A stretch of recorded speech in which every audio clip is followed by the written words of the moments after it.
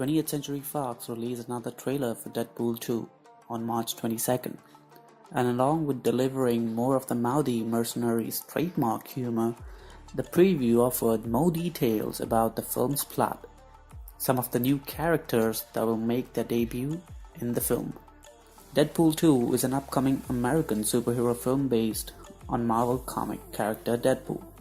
Distributed by 20th Century Fox, it is intended to be the 11th installment in the X-Men film series and a sequel to 2016 film Deadpool. The film is directed by David Leitch from a script by Rich Reese, Paul Wernick and Ryan Reynolds, with Reynolds starring in the title role alongside Josh Brolin, Morena Baccarin, Julian Dennison, Zazie Beetz, T.J. Miller, Brianna Hildebrand, Jack Casey and Stephen Kapsich. In Deadpool 2, Deadpool forms a team, X-Force, to protect a young mutant from Cable. First and foremost, amongst the characters introduced in the trailer is Brolin's Cable, who gets quite a bit of screen time in the footage. Audience also get a glimpse of the mutant team Deadpool assembles in the film, which includes Bits' Domino. Talking about characters, fans are very excited to see Karan Soni reprise his role as Dopinder, the friendly Indian cab driver who was willing to accept a crisp high five as payment. After all, we're dying to see if his cousin Bandhu is still in the trunk of his taxi, and if he winds up with his love Geeta or not, or did he get arrested for kidnapping, or having Deadpool's weapon in the car. We have to wait a week or two for Deadpool to be hitting the theaters. However, there's a little known fact about the minor character. Reynolds was very involved in the making of the movie, both on set and off set. He decided to pay tribute to an old classmate of his by naming the cabby after him, Dopinder. Dopinder was the name of a really cool boy Reynolds went to elementary school with, who unfortunately passed away after being struck by lightning. Another character which you may remember who's very close to Deadpool is the Blind Owl. In 2016, Leslie Ugan's adaptation of Blind Owl was played in the movie, which is very different than the comic version.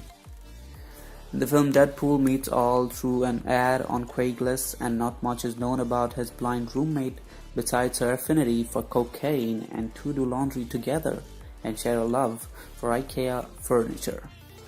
In the comics, however, the duo relationship is much more complicated and bizarre. Wade Wilson was hired to kill Althea when she was stationed in Zaire, working with the British intelligence task force. However, he killed everyone except Al, allowing her to flee. Then, years later, after he became Deadpool, he captured her and kept her at his house in San Francisco, the Dead Hut. Blind Owl becomes a prisoner and a housekeeper, but also a friend. Hey, as far as I know, we all love Deadpool. What more reason can we have to love Deadpool even more?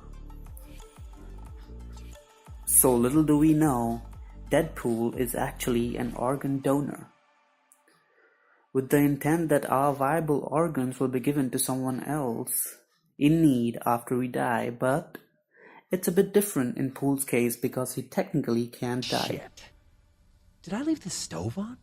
Laying on an operating table isn't easy for Pool, given his past, but in order to help save some Fox X-Men, he gets operated on quite frequently by Hank McCoy, aka Beast. Like we needed more of a reason to love the mildly assassin. Even though the process haunts him, he does it anyway because he knows it's for greater good, and his heart and kidney regenerate anyways. Agreeing to make regular donations is a very telling aspect of his character. But, it's a funny thing, we never know how seriously to take Deadpool. Is the mercenary really flirting with Thor, or his comments just to make the demigod uncomfortable? The term bisexual would be too narrow for the badly behaved hero, who clearly has a thing for Spider-Man. Oh, I'm touching myself tonight. Meaning he doesn't relate gender to sexual identity, and could be attracted to people of all genders. On another topic though, how exactly does Deadpool find the time to be a gamer geek?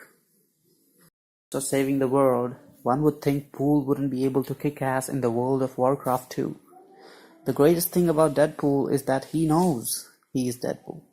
So when he talks to us, he's not only extremely self-aware, but he's also very well aware who his audience is. I know, right? Deadpool was created in the early 90s when computer games and internet chat rooms about consoles, gaming, really started gaining immense popularity.